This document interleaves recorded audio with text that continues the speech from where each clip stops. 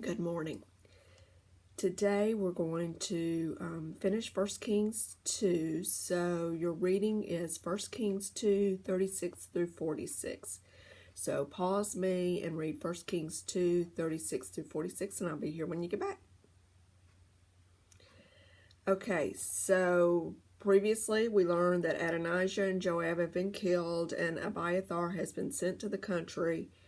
So in verse 36, Solomon calls David's last enemy in from Bahurim, which is in the country. They're not sure exactly where it is, but it's where Shimei is from. And Shimei comes to Solomon expecting death. He's heard what's going on. He knows he was one of David's enemies, and he's just expecting death. Instead, Solomon tells him to build a house in Jerusalem. Now, Jerusalem at the time was only about 35 acres, so it was a small town, and for a guy used to living in the country, this might have been a little stifling for him, but nevertheless, he told him to build a house. Don't go anywhere else. You're stuck in Jerusalem in these 35 acres. Don't cross the Kidron Valley, which you had to cross to get back to Bahurim, or you'll die. So Shimei says, great, yeah, I'm loving this. So 3 years later, Shimei's living the life of luxury in jail, a luxury jail. And his servants run away. 2 of his servants run away to Achish.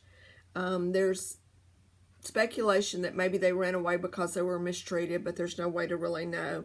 And Achish was just a minor king, but he was subject to Solomon. So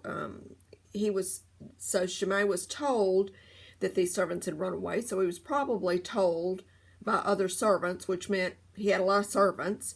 He's living in a house he built. Life's pretty tough for him. But he saddles his own donkey and goes in search of these 2 servants. The fact that he saddled his own donkey probably means he wanted this to be secret. He kind of knew that he wasn't supposed to do this, but his pride, he wanted his servants back.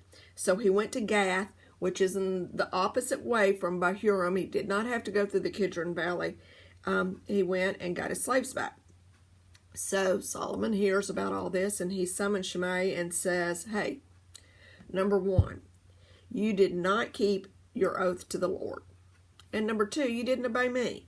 So you know what you did was wrong. And now the Lord will repay you. And guess what? I'm going to be blessed. So he had Shimei killed. And Solomon's throne is now firmly established because all of his known enemies are dead at this point. So the lesson is in the commentaries, just about every one of them quoted this Bishop Hall as saying, how commonly do we see men run out of bounds set by God's laws to hunt after earthly things? And that's the lesson. How often do we go out of bounds for something that's not really important? And we'll see you tomorrow.